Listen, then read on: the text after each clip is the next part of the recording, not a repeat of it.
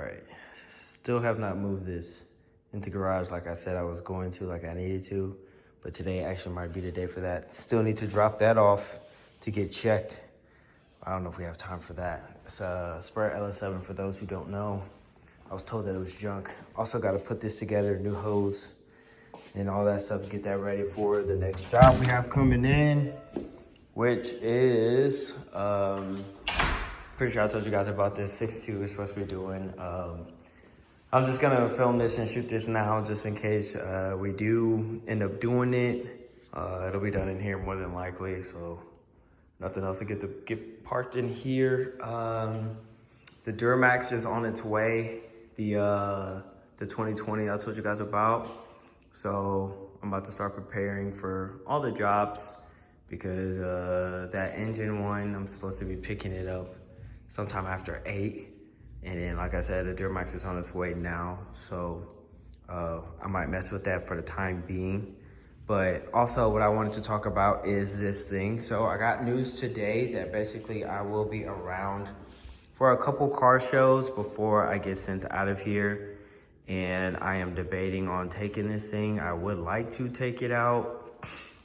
The last time I took it out, even though it doesn't run or drive, it just sits on a trailer, it got a lot of attention, a lot of love. Everybody loved it, and it was nowhere near what it is now. So I think it would be pretty cool to do. I don't know, we'll see, because I'm not gonna lie, you know me, I wanted to take it to the top. And I want to rent a 2-car hauler, gooseneck, and load this and the V-Wagon on it if I have it back in time. I do have a 5th wheel hitch. So RP Diana Trans, if we get to do it to make it happen. I still gotta fix the air leak on this thing. And then I have to tidy up a lot of the wiring in here. So I need to go buy me some of that electrical nice loom tape and tape up what is running up that way and kind of secure as best I can and tuck everything else under the seat and then put the seat in and then route the controller up onto the seat. And then if I could get my bucket welded in for the screen, I'll put the screen in, but probably not. Yeah. So I don't know, we'll see. If I can pull it off and make it happen or not, would be really sick. And of course, I would air it out just like this. So we'll see. More to come on that. All right, guys, the L5P is here. Sorry that video got cut short, but that's pretty much all I was saying on the 51, honestly. I'm about to try to get cracking on this thing, man. See what I can figure out. See what I can do. And yeah, we'll pull the map sensor off up here first, take a look at it, and then we're gonna pull the lower guy down there, take a look at it, and then clean them up while we're there, and then we'll go from there.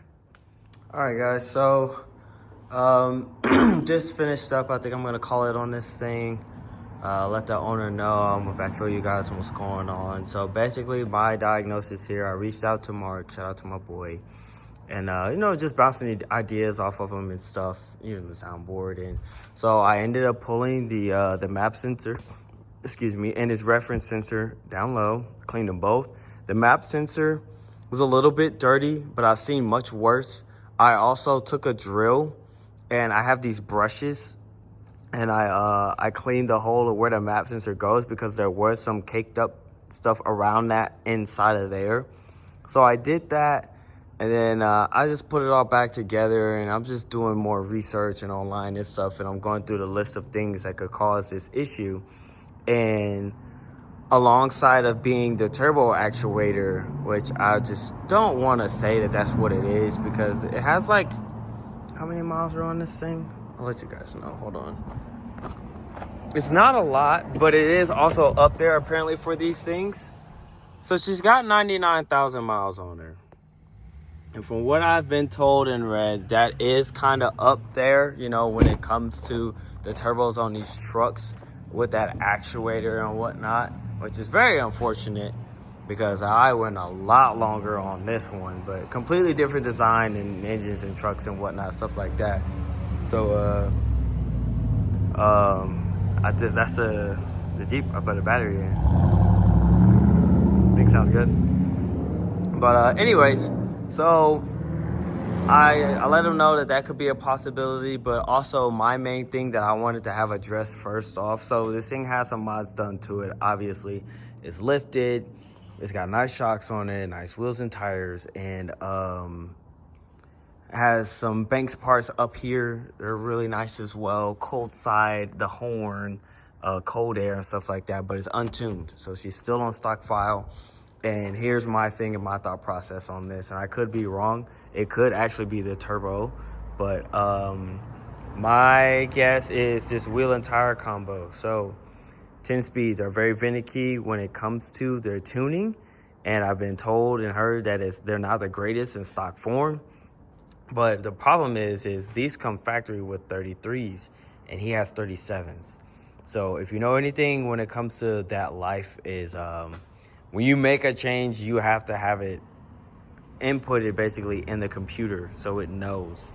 I had to do the same on this because I got it on 17s and, you know, a different tire setup or whatever, and I went to 24. So that is a thing for most of those who don't know. For those who don't know, if you have something newer and your transmission can be tuned and you change wheels and it's a big difference in size, height difference wise, you need to be retuned.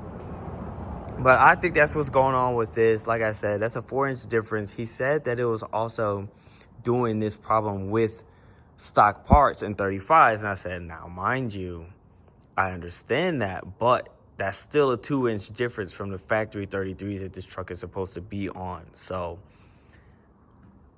2 inches, I feel like, is enough to affect it and maybe possibly put it in a power band that it's not designed or, you know, made to be in. And so it's just too much of a load, too low of RPM, and the turbo surges and freaks out. Maybe it's in like a boost cut or safety. I'm not sure. It doesn't put in a limp mode from what I've been told and what he knows. But I don't know. I think it possibly could be reducing power to it. Not entirely sure, but I'm not going to bother driving this thing and test driving it until that is sorted out. And he's planning on tuning it anyways, obviously, with all the other bolt-ons and stuff on it. So I told him, let's just start there and go that route and do that, handle that. I clean the sensors and whatnot.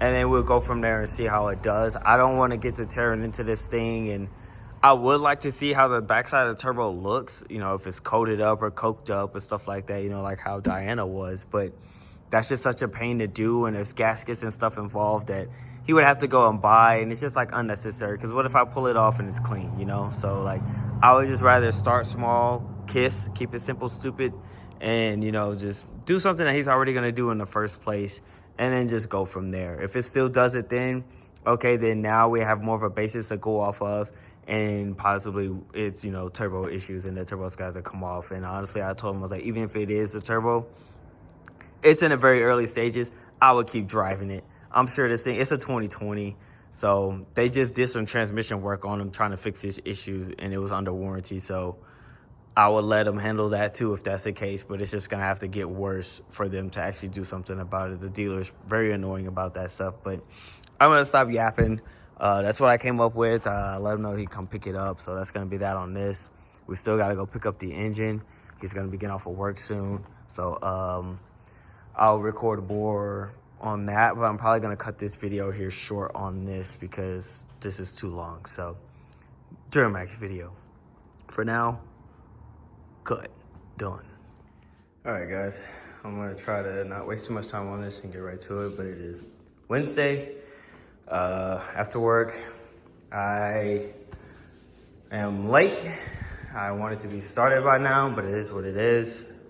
Had to drop the secret project off to Ducky, and then what else did I do? Oh, I had to get the house ready real quick. Juice God is on the way as well, so had some ripping and running to do, things to take care of, but now we are finally ready to get started and ripping into this thing. I think I'm just gonna use the whole garage, honestly.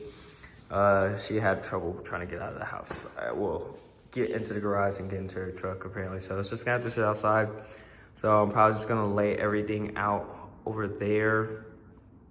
I'm gonna get my little mats so I have my little blankets and lay them out, and then to start tearing this thing apart. Only touching what we need to touch and then leaving the rest. But a lot of this accessories is coming off. And then, you know, we'll just work our way into it. So let me quit yapping and get to work.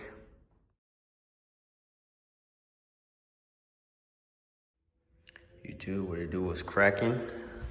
I'll try to be brief on this. I might just throw this into the engine video and we'll just call it good there. Empty garage, as you can see. So I'll give you guys a little bit of backstory on pretty much what I can say. I can't say much, but long story short, we had the engine torn apart over here. Had all our parts over here, and ended up needing cam bearings and a pickup O-ring so I could pull the and I needed an oil pan gasket so I could go ahead and pull that apart and get the oil pump off and, you know, replace the chain and whatnot, because he didn't give me those parts. And then I'm sure as many of you have probably figured out or seen or known by now by watching the news, a lot is going on out in the world. And long story short, I have to leave sometime soon, so gotta leave, gotta get to work. So I ended up giving the engine back and actually dropping off to who's gonna do it now. And 51 has been put away. She's all loaded up, stored up. I had to put the braces back in, disconnect the bags, take the bags out, and get her in transport mode. And like I said, she's out of here, gone. There's a lot of things that needs to be handled and taken care of. You know, obviously the V is still not here, so got a lot to coordinate and get done in my absence, but it is what it is. Just wanted to pretty much make this little outro video to end off the engine series, and then to basically let you guys know that I will be gone for a while, so there won't be any videos until I get back. So to the new subscribers that just came in, sorry. I will get content to you guys when I can. Who knows, maybe I'll dig through the archives and post some old stuff while I'm gone, keep you guys occupied. But nothing current more will be coming out right now. Sorry, it's just it is what it is. We're out of time, so I appreciate all the love, support, and, you know, comments and likes and views and all of that stuff you guys have been giving me.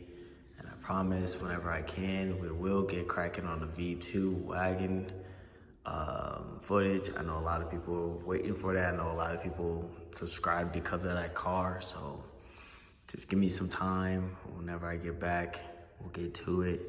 And yeah, man, y'all stay safe out here. Peace.